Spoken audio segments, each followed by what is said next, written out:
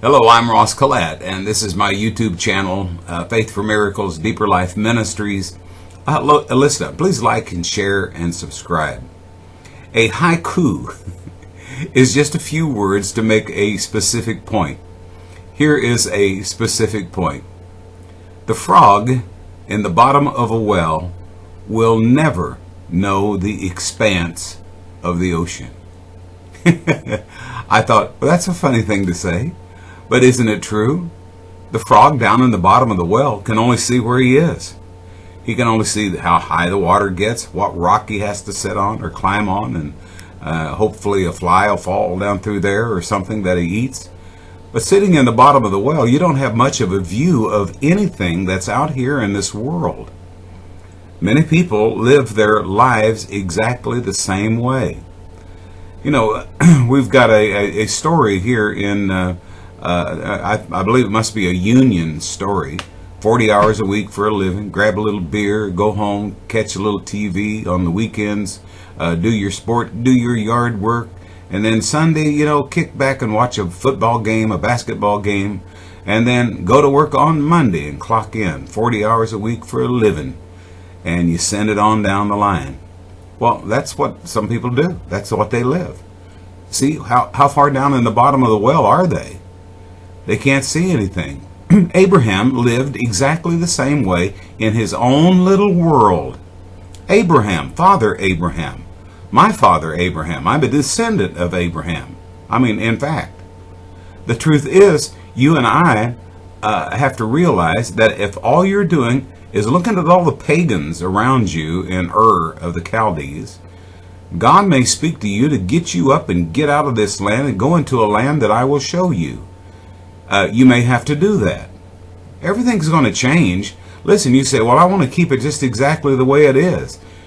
Listen, everything is changing. We're in the midst of change right now. You know that. I know that. We know everything around us is changing. The things that people believed in, that they were rock solid on, they're not anymore. There's nothing more worthless than a politician and the news media. Good God, who would have ever thought that? The world of Walter Cronkite would come down to what we got now. Well, we know that everything's changing.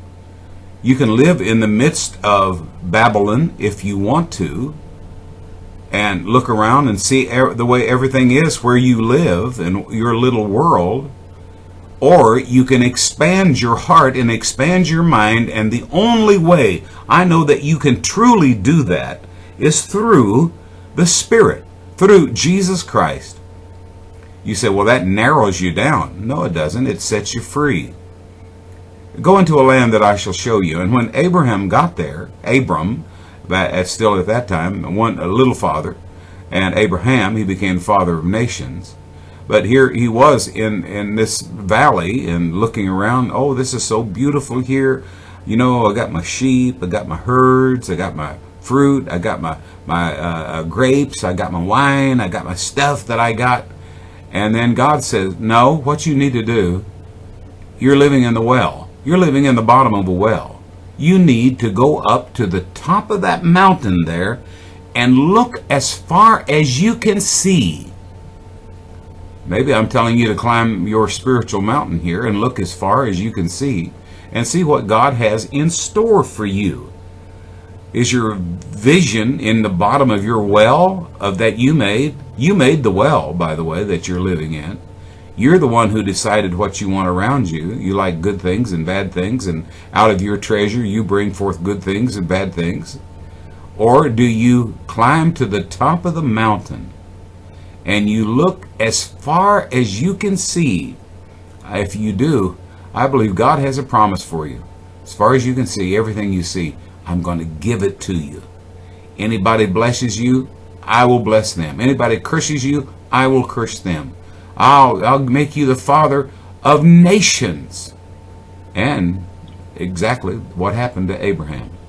Well, you and I are the children of God, and it doth not yet appear what we shall be. But we know when he shall appear, we shall appear like him, for we shall see him as he is. I leave you today in the sweet graces and the tender mercies of our Lord. Shabbat Shalom.